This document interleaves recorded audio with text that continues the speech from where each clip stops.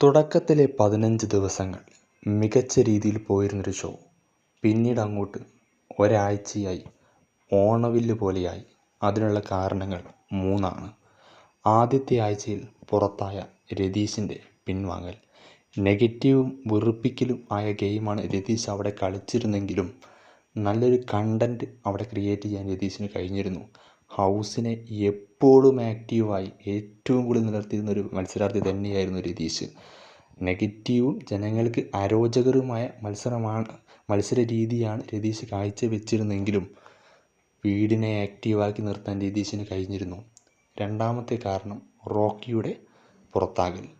അനാവശ്യമായ ഒരു നിമിഷത്തെ അശ്രദ്ധ മൂലം ഏറ്റവും കൂടുതൽ ഫാൻ ബേസ് അപ്പോൾ ഉണ്ടായിരുന്ന റോക്കിയുടെ വിടവാങ്ങലും, അതുപോലെ തന്നെ ഏറ്റവും കണ്ടൻറ്റ് ക്രിയേറ്റ് ചെയ്തിരുന്നൊരു മത്സരാർത്ഥി, നന്നായി ഹൗസിലെ എല്ലാവർക്കുമെതിരെയും തുറന്ന് സംസാരിക്കാൻ കഴിവുണ്ടായിരുന്ന മത്സരാർത്ഥി, ഒരു പേടിയുമില്ലാതെ തൻ്റെ കാര്യങ്ങൾ പറയാൻ കഴിയുന്ന ഒരു മത്സരാർത്ഥി അനാവശ്യമായൊരു കാരണം കൊണ്ട് പുറത്തായി.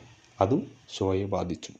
മൂന്നാമത്തത് സിജോയുടെ വീട്ടിൽ നിന്ന് മാറി നിൽക്കൽ.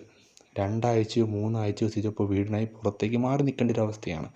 അതുകൊണ്ട് തന്നെ സിജോ കൂടി പോയതോടെ ഷോ ഒരു ഓണവില്ല് പോലെയായി.